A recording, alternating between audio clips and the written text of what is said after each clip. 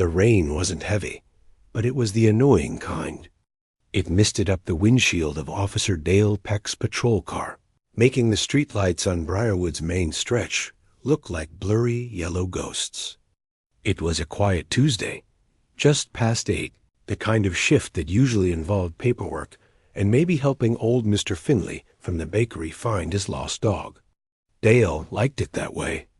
Quiet meant everything was in its place. His coffee was going cold in the cup holder. He was thinking about the game on Sunday, about the leftover meatloaf in his fridge, about anything but the job. Then his eyes, trained by 15 years of cruising these same few streets, caught something that didn't belong. A car. A sleek black Audi sedan with windows tinted so dark they seemed to swallow the light. It moved smoothly, obeying the speed limit exactly. But in Briarwood, a town where you could name the owner of every pickup truck by its bumper stickers, a car like that was a statement. A question. Dale's fingers, thick and familiar with the steering wheel, tightened a little. He didn't decide to follow it. His car just seemed to turn that way, a habit born from 1,000 slow nights. He trailed it for 2 blocks, waiting for a reason. A rolling stop, a flicker of a broken taillight, anything. The car gave him nothing. It was perfect, which to Dale felt like an insult. His gut, a place he trusted more than any rulebook, began to hum. That car, in this part of town, with those windows. It just felt off. He hit the lights. The red and blue splashed across the wet asphalt, painting the glossy back of the Audi. For a second, nothing happened. Dale felt a familiar prickling on the back of his neck. Then, the signal light blinked, calm and obedient, and the car pulled over next to the shuttered hardware store. Dale took a breath, settling into the routine. The weight of his gun on his hip was a comfort.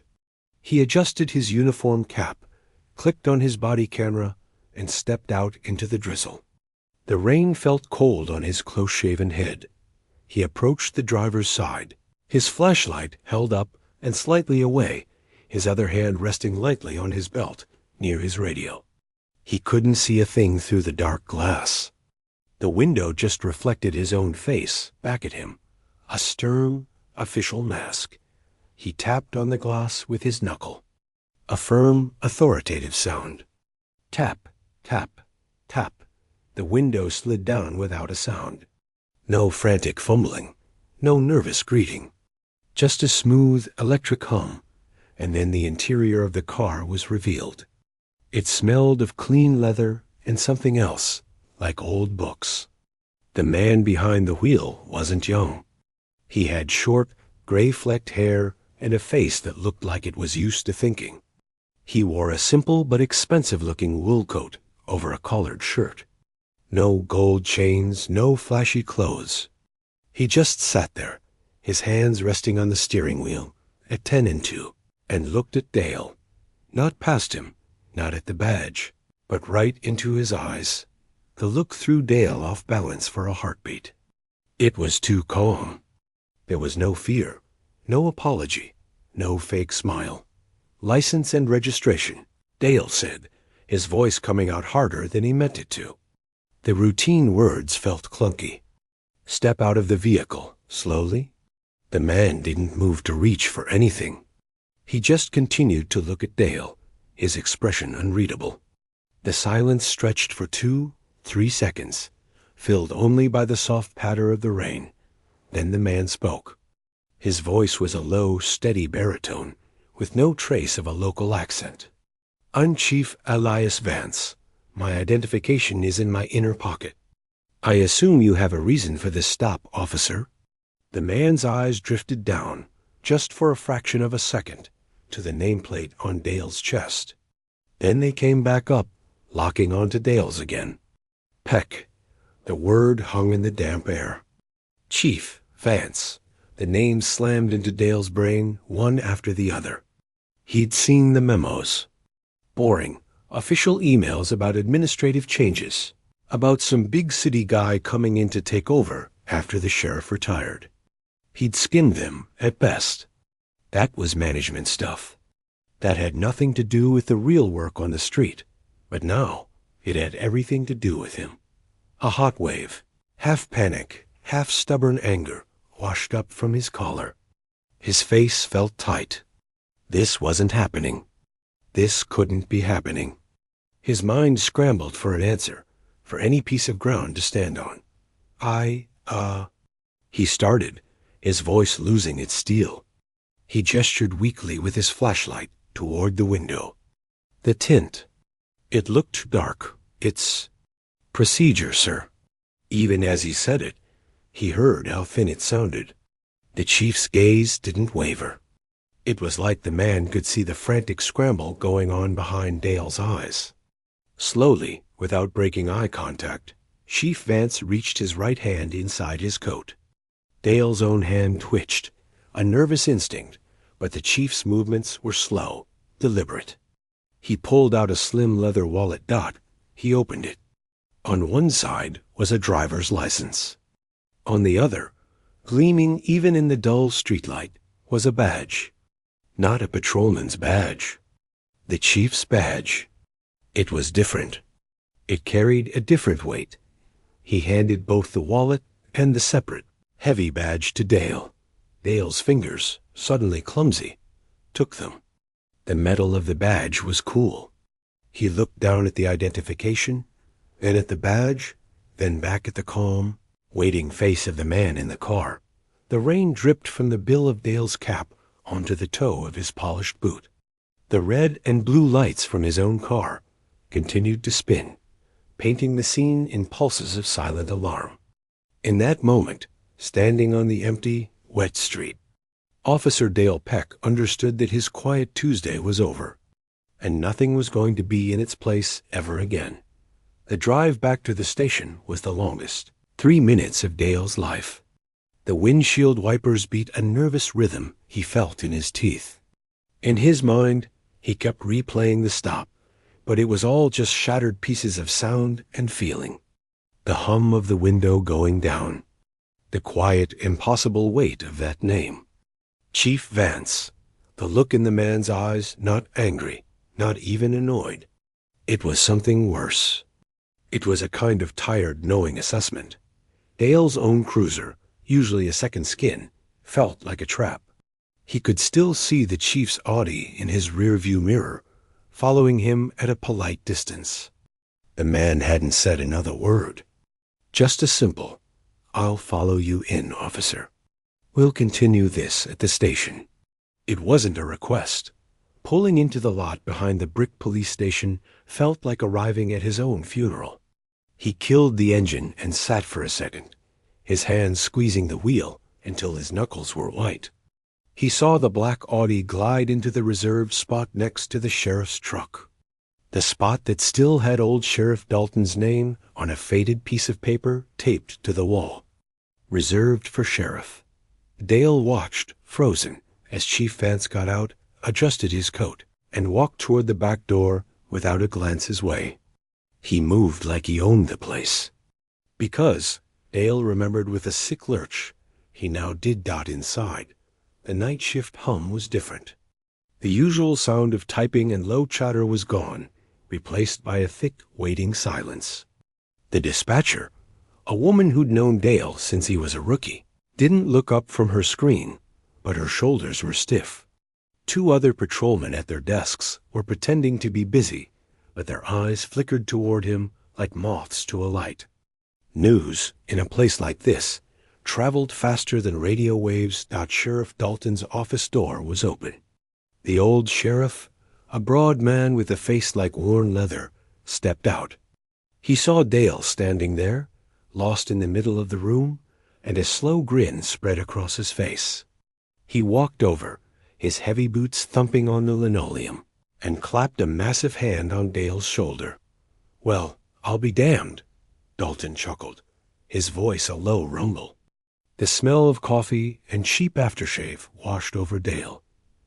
Hell of a way to meet the new boss, son. Pulled over the chief of police. That's one for the books. He squeezed Dale's shoulder, a gesture meant to be reassuring.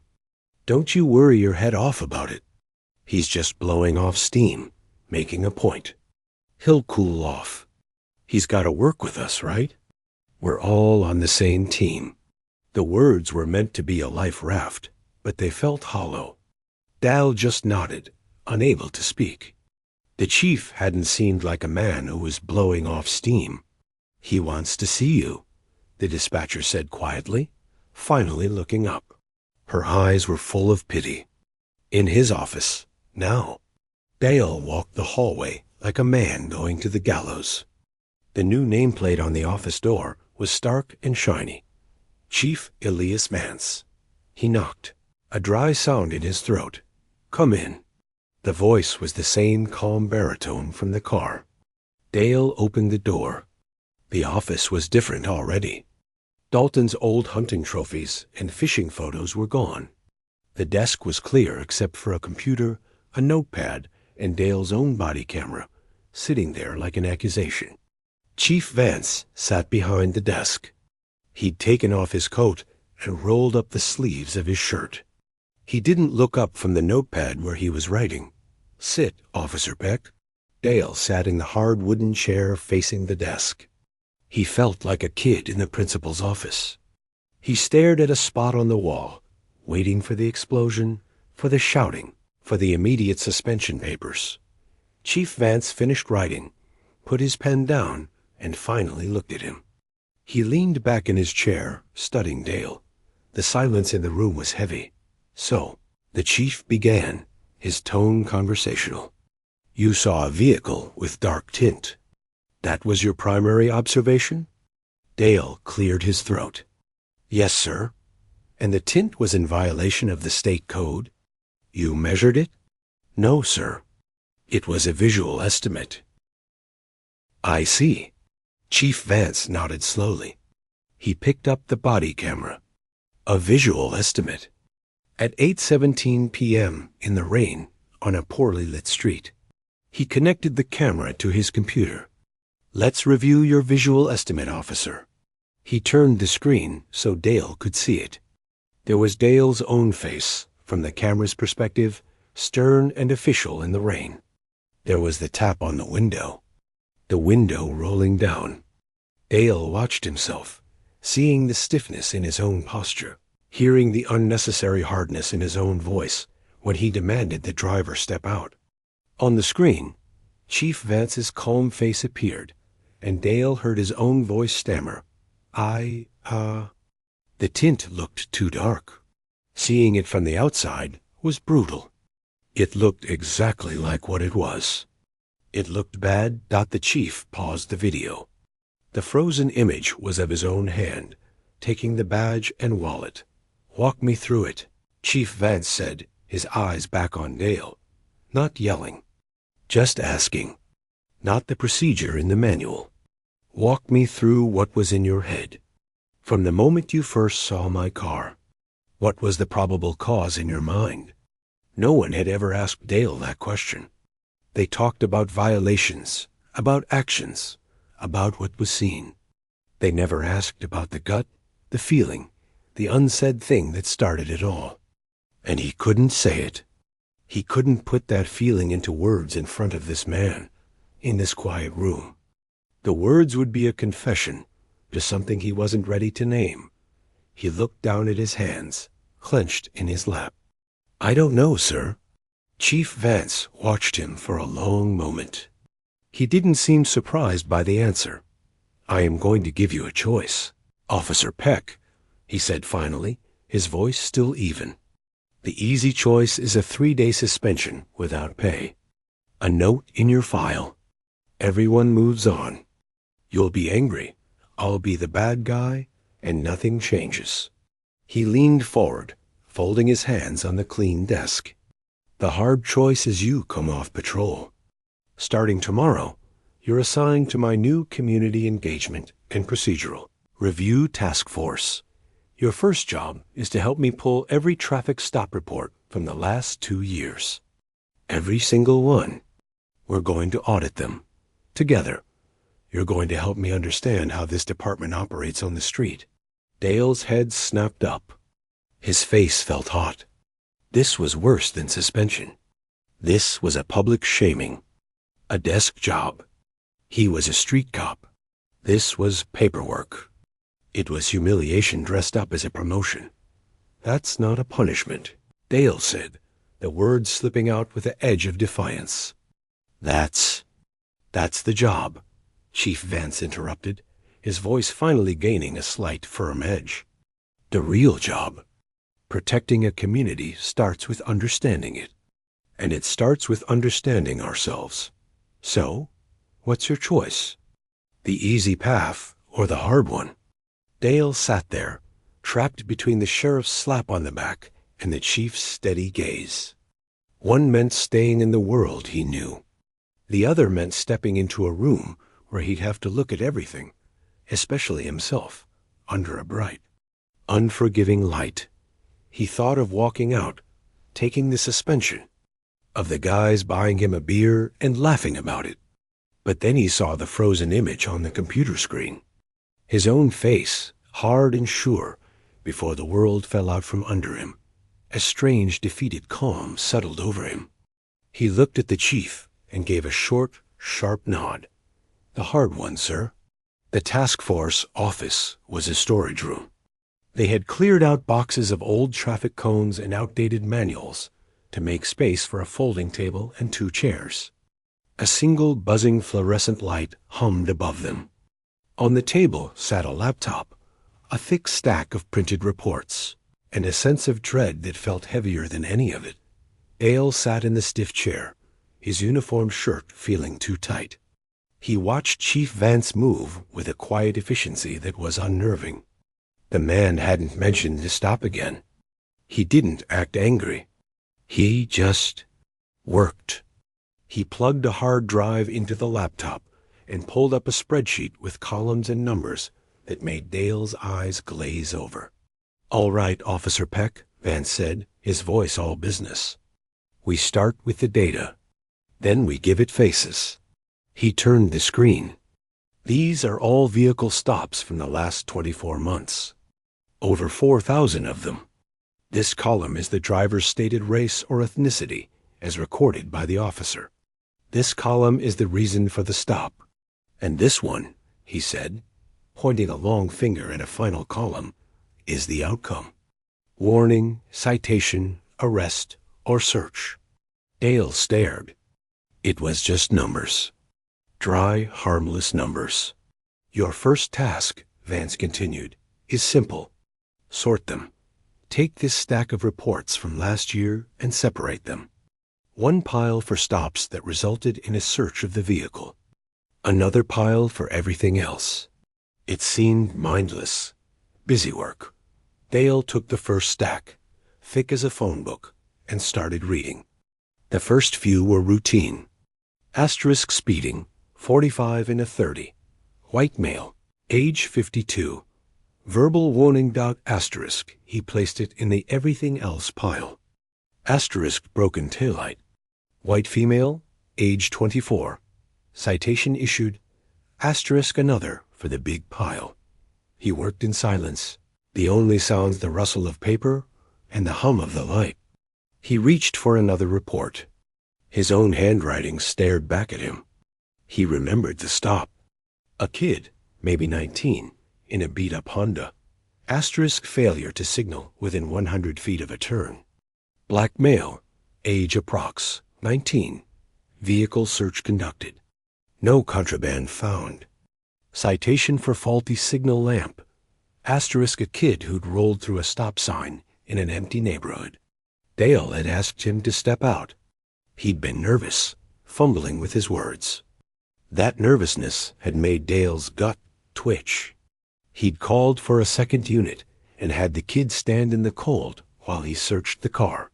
He'd found an old gym bag, some textbooks, a half-empty bag of chips. Nothing.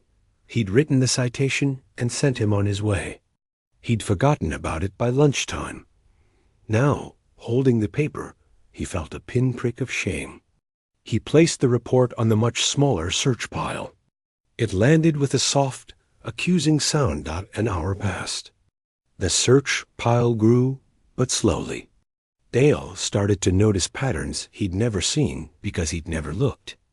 A lot of the stops for lane deviation or following too closely that led to searches had a certain type of name, a certain box checked.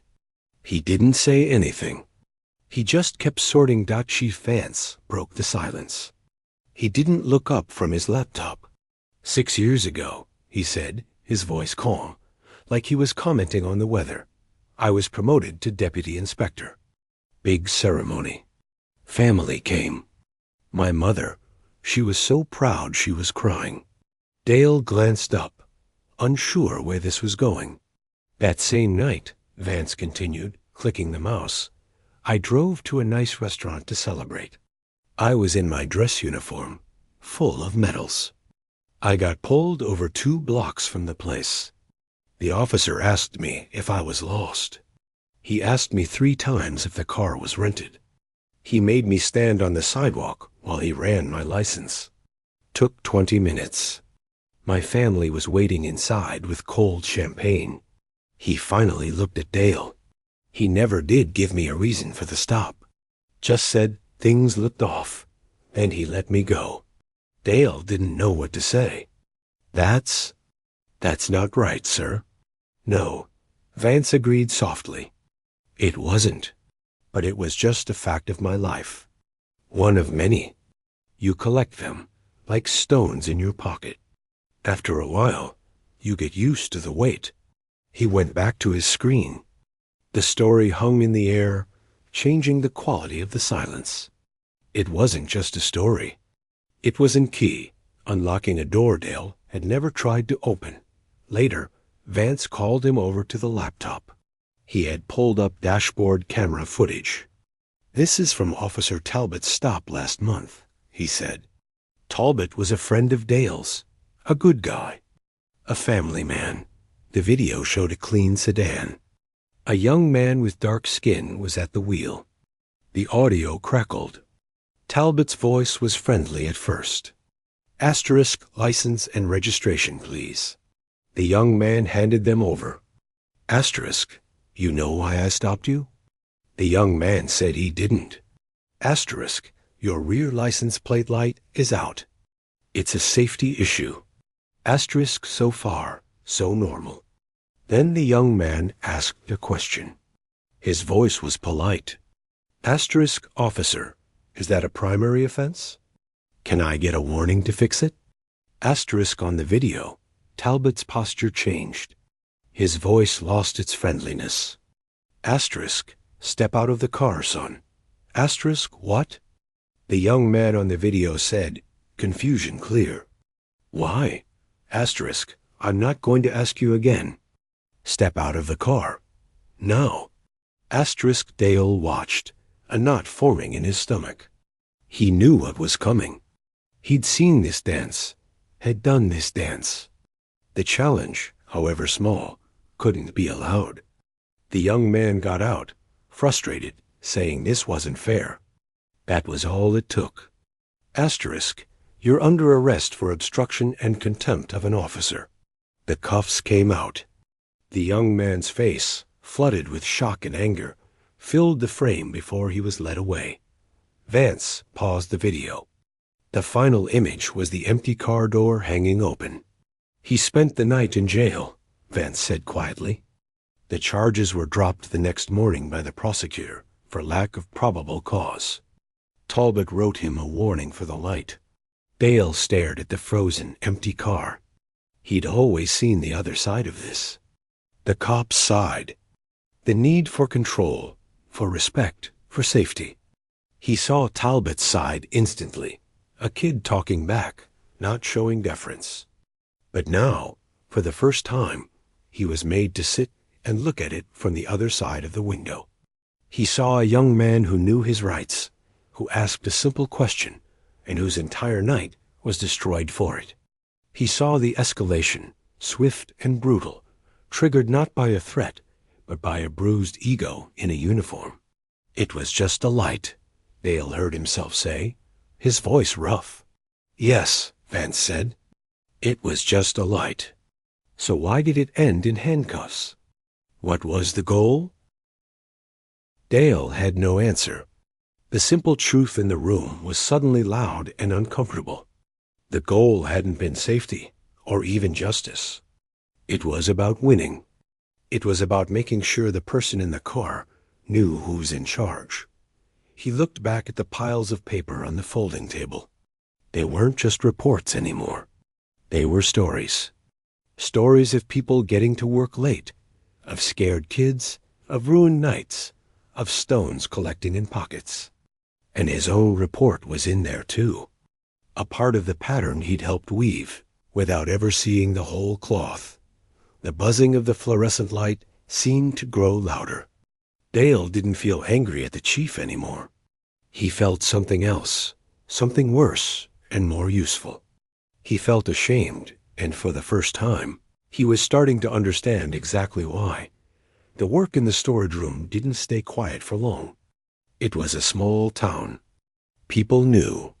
Dale's new assignment, what they called it, became a kind of whispered joke in the hallways. He'd walk by the break room, and the low chatter would stop, replaced by stiff smiles. His old partner would nod, but the easy laugh was gone. He was in a different world now, a world of spreadsheets and uncomfortable history. One afternoon, about a week into it, Sheriff Dalton found him by the coffee machine. The sheriff leaned against the wall, stirring a cup of sugar into his mug.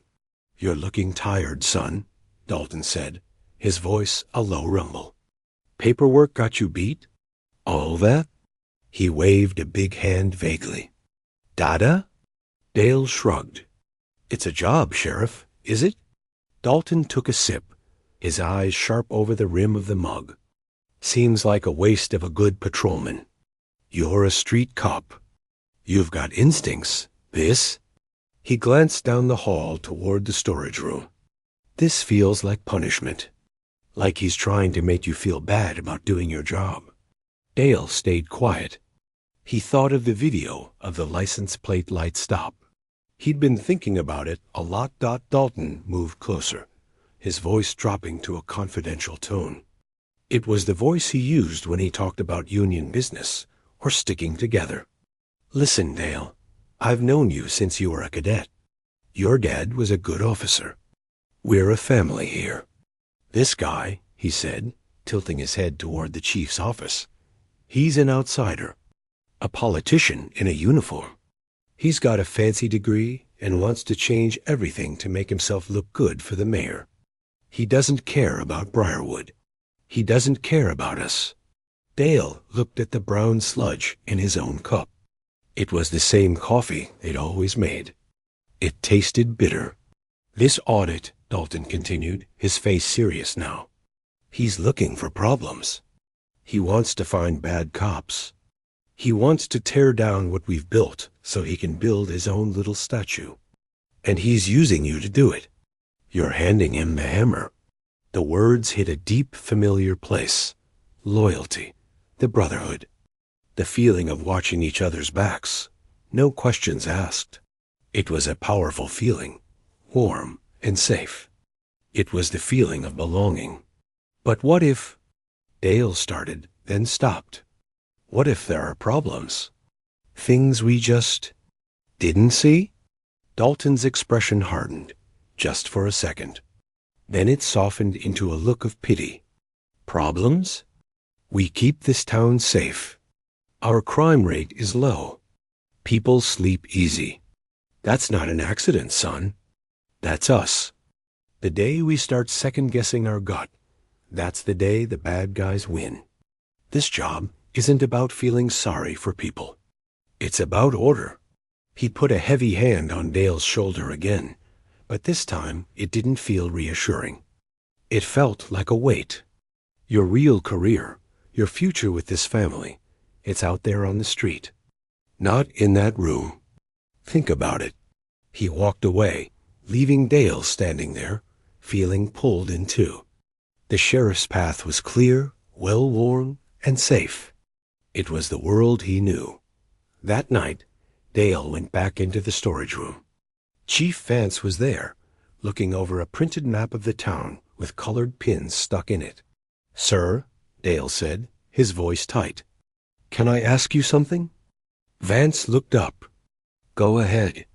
"The sheriff and others, they say you're just here to make a name for yourself. That you want to find bad cops and clean house to look good for the politicians. Is that true?" Vance put his pen down. He didn't look offended. He looked thoughtful, like he'd been expecting the question. "Do you think I came to Briarwood because it's a hotspot for corruption?"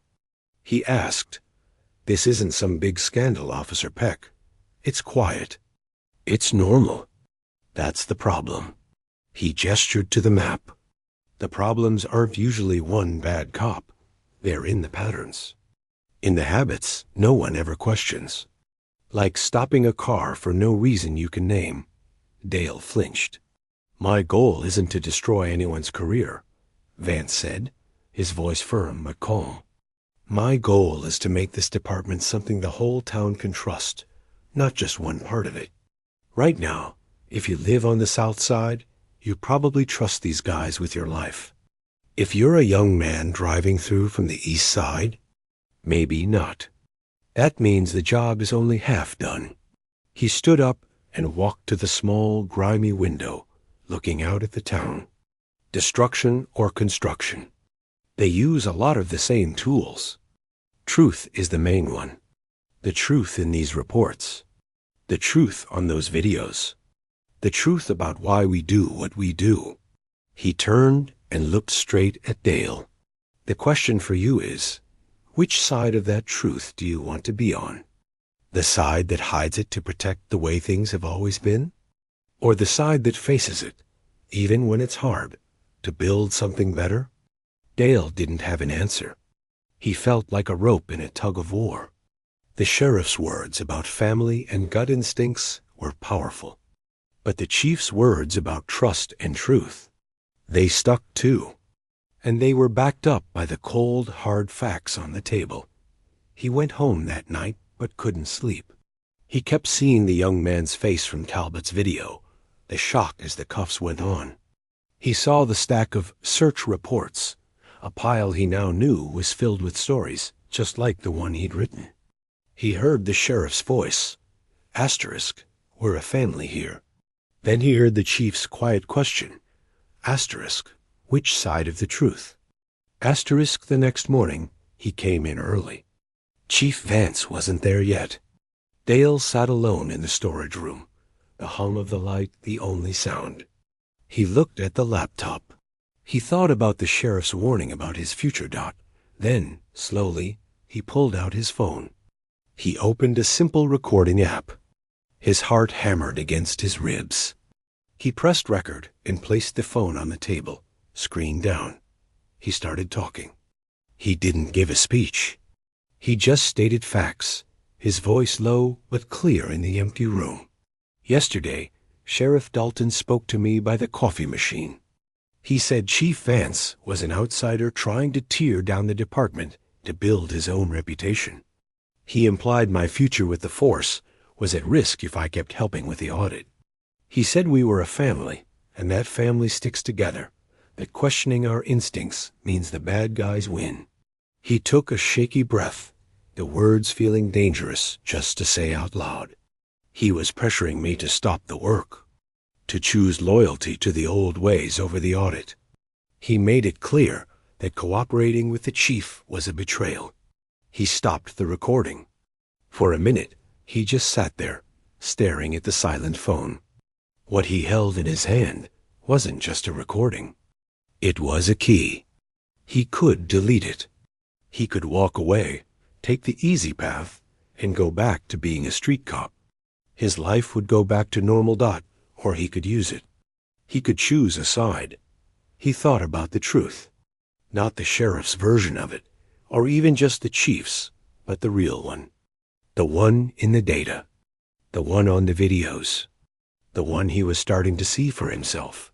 When Chief Vance walked in 10 minutes later, Dale was still there, sitting very still. Vance gave him a brief nod and started to sit down. "Chief," Dale said, his voice rough. Vance looked up. Dale picked up his phone. He didn't play the recording.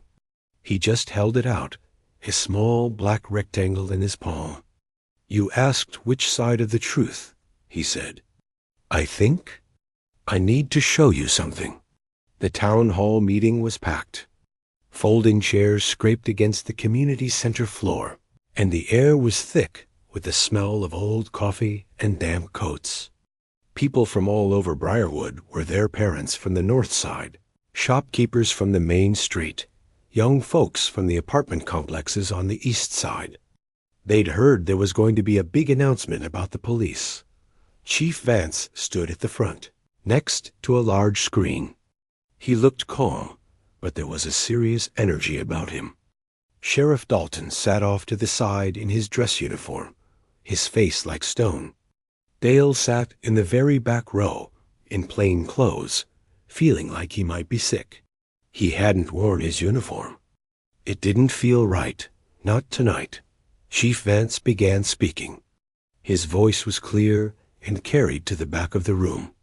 He talked about service, about community, about the need for trust to go both ways. He mentioned the traffic stop audit in a general way. Then he introduced Sheriff Dalton, calling him a long-serving leader. Dalton stood up and walked to the podium. He smiled his familiar, easy smile at the crowd. He talked about pride, about tradition, about how Briarwood officers were like family. "We've always policed with our hearts," he said, thumping his chest. "And sometimes, with change, people from the outside come in and see problems where there aren't any. They want to fix what isn't broken with fancy ideas and rules that handcuff the police, not the criminals." He was good. People nodded. They knew him. He was part of the town's furniture. Then Dalton paused, his face growing solemn. "This audit, it can be a dangerous thing. It can make good officers second-guess themselves. It can turn the public against the men and women who risk their lives for them. We must be very careful we aren't tearing down our own protectors just to make a political point." It was a direct shot at Chief Vance, wrapped in the flag. Dale saw people in the crowd murmuring in agreement. Chief Vance waited for Dalton to finish. He didn't argue. He simply walked back to the podium and looked out at the sea of faces. Then he did something no one expected. He turned and looked to the very back of the room. "Officer Peck," he said, his voice still calm. "Would you join me up here, please?" A wave of whispers swept through the crowd. Every head turned. Dale felt hundreds of eyes on him. His legs were made of lead. He forced himself to stand and walked down the center aisle. The walk felt a mile long. He could feel the sheriff's glare burning into him from the side. He reached the front and stood beside Chief Vance, facing everyone. The lights were too bright. He could see his old patrol partner in the third row, his face blank with shock. Chief Vance spoke quietly, just to him. "You have the floor. Just tell them what you told me. Tell them the truth." Dale turned to the crowd. He saw neighbors, people he'd given directions to, people whose cars he'd helped jumpstart. He saw suspicion, curiosity, and anger in their faces. His mouth was dry as dust. He cleared his throat, and the microphone screeched, making people wince. For a long second, he said nothing. He was back in the rain, looking at the chief's badge in his hand. He was in the storage room, watching the video of the handcuffs. He was by the coffee machine, feeling the weight of the sheriff's hand. He began to speak. His voice was shaky at first. "My name is Dale Peck. I've been an officer here for 15 years. He took a breath. "A few weeks ago, I pulled over a car for having windows that looked too dark. I had no other reason. The driver was Chief Vance." A low murmur went through the room. "I was wrong," Dale said, the words feeling strange and powerful. "Not just about the stop. I was wrong about a lot of things. Since then, I've been working with the chief, looking at the data, looking at old reports, watching videos of stops." He paused, gathering himself. He looked away from the crowd and found a spot on the back wall to focus on. We found patterns. Stops for small things that turned into big deals. Searches that happened a lot more often to some people than to others. And they usually didn't find anything. Just fear and anger and a night in jail for no good reason. He glanced toward the sheriff. The man's face was red, his jaw clenched. I was told this work was a betrayal. Dale continued, his voice growing stronger. I was told to protect the family, to protect the way things have always been, that our gut feeling was all that mattered. He looked back at the crowd, his eyes finding a young couple holding hands, an older man in a veteran's cap. But my gut was wrong that night in the rain. And if we never question that feeling, if we never look at what we're actually doing, then we're not protecting everyone. We're just protecting our own mistakes. The room was utterly silent now. I'm not a hero, Dale said, almost to himself. I'm the one who made the mistake. I'm standing here because I finally looked at it.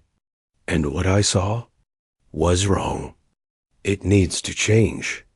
It's already changing. He nodded toward Chief Vance. He's giving us that chance. To be better. To earn real trust from every single person in this town. He stopped. He had nothing else. He just stood there, exposed, waiting for the boos, for the shouts. What came was a different sound. It started with a single pair of hands clapping from the east side of the room. Then another. Then a few more. It wasn't a roaring ovation. It was something quieter and more solid. It was the sound of people listening, and maybe, just maybe, starting to believe. Sheriff Dalton stood up abruptly, his chair scraping loudly. He didn't look at anyone. He walked stiffly out of the room, through a side door, and into the night. He retired quietly the very next week. A month later, Dale wasn't in a patrol car. He stood in a high school gymnasium, at a table next to Chief Vance for career day. He wore a new badge on his uniform. It said Community Liaison. A teenager with nervous eyes shuffled up to their table. So, you're cops? He asked. We are, Chief Vance said with a smile. What's the hardest part? The kid asked, looking at Dale. Dale thought about it. He thought about the easy answer, the danger, the long hours. But that wasn't it anymore. He looked at the kid, then at the chief. Vance gave him a small, almost invisible nod. The hardest part, Dale said, is being honest. With the people you serve, and with yourself. It's looking at your first thought, your quick feeling, and having the courage to ask it. Is this right? Is this fair? He shrugged. It's a daily job. For all of us. The kid nodded, not fully understanding, but interested. As the kid walked away, Dale looked out at the buzzing gym. It was loud and chaotic, full of future. For the first time in a long time, he didn't feel like he was standing against his community, or just protecting a piece of it. He felt, in his own small, imperfect way, like he was a part of the whole thing. And that was a feeling worth protecting.